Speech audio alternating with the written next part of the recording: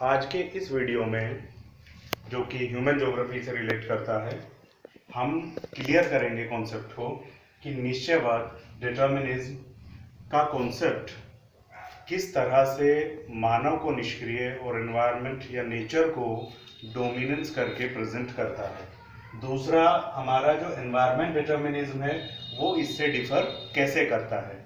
तो सबसे पहले हम शुरू करेंगे डिटर्मिनिज्म से कि डिटर्मिनिज्म का जो एक प्रतिमान है, पैराडाइम है ज्योग्राफी में, वो कैसे शुरू होता है, कैसे उसका विकास होता है और किन विचारों को लेकर वो आगे बढ़ता है और फिर लास्ट में उस विचार का संभववाद कैसे उसको ओवरटेक या सुपरसीड करके उसकी जगह पर स्थापित होता है।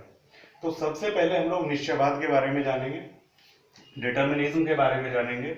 डिटर्मिनिज्म एक कॉन्सेप्ट इस विचार पर आधारित था कि प्रकृति जहां भी हम कोई एग्जाम्पल वर्ल्ड वाइड, जहां भी हम विश्व में ज्योग्राफी के या भूगोल के या धरातल के या सतह पर या मानव और पर्यावरण के संबंधों को हम इस दृष्टि से देखते थे कि न केवल मानव बल्कि समस्त प्राणी और वनस्पतियां एनवायरनमेंट के अधीन हैं और उनको वही जो है जीवन शैली अपनानी पड़ती है जैसा एनवायरनमेंट स्पेशली हर जगह का अलग अलग एनवायरनमेंट उनको रहने के लिए बाध्य करता है।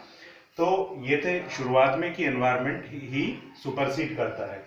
फॉर एग्जांपल, जो अरब के रेगिस्तान में लोग बद्दू या और ट्राइब्स रहती हैं, वो एनवायरनमेंट की वजह से वहाँ पे इस तरह का जीवन, नोमैडिक जो लाइफ स्टाइल है, उसको फॉलो करती हैं।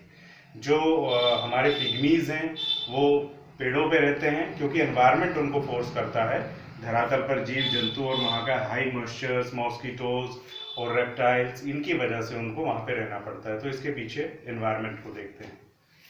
कौन?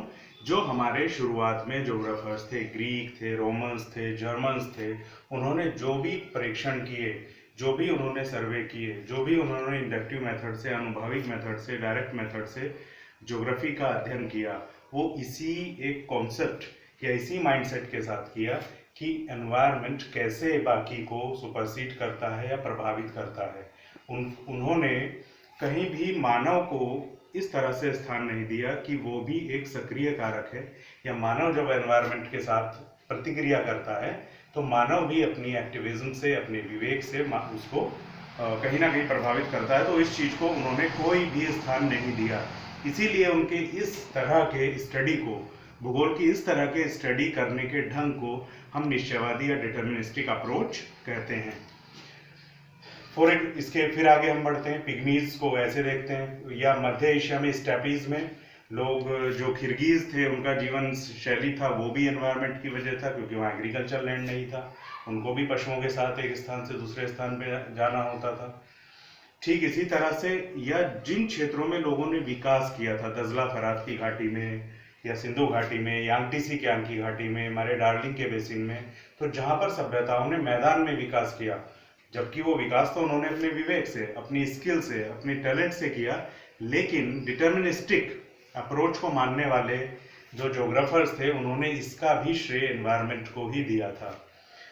कुमारी सैंपुल ने तो यहाँ तक कहा था कि मानव जो है वो पृथ्वी की उपज है, मानव की हड्डियों में प्रकृति का निवास है, और जहाँ पर मछुआरे होते हैं उनके शोल्डर्स स्ट्रॉन्ग होते हैं, जो माउंटेन्स में लोग रहते हैं। तो इस तरह से उन्होंने हर जगह जो है ह्यूमन को भी उन्होंने स्टडी यदि कहीं पे किया है तो इसी अप्रोच से किया है कि वो हमेशा पर्यावरण के अधीन रहता है, हमेशा नेचर के अधीन रहता है।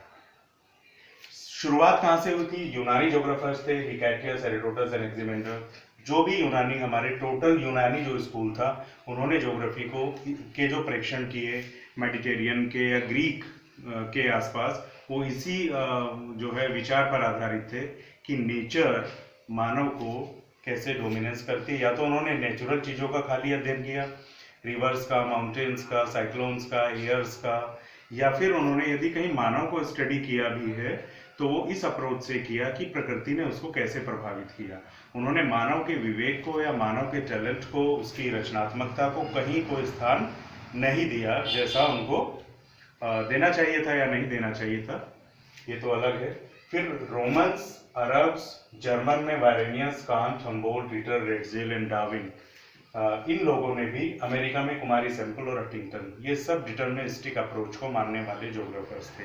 तो इतनी बड़ी लॉबी और इतना लंबा समय काल भूगोल में जब डिटर्मिनिस्टिक अप्रोच से ज्योग्राफी को स्टडी किया तो वो एक पैराडाइम बना और लोगों ने उसको उसी तरह से देखा जैसा वो ज्योग्राफर्स ने देखा और अपनी किताबों में लिखा।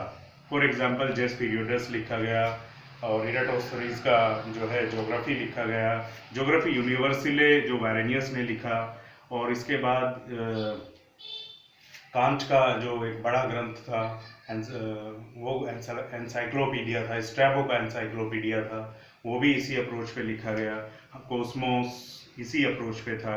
रेटजेल की जो शुरुआती कुछ किताबें थी, जैसे भूमध्य सागरीय प्रदेशों में ज्योग्राफी या चीनी आप्रवास अमेरिका में, इस तरह की जो किताबें थी वो डिटर्मिनिस्टिक अप्रोच पे लिखी गई। एंथ्रोपोलॉजी जो किताब थी रेटजेल की, वहाँ से हम मानव भूगोल की शुरुआत देखते हैं, या मानव को जैसा स्थान देना चाहिए था वो बाद में फ्रेंच स्कूल ने दिया।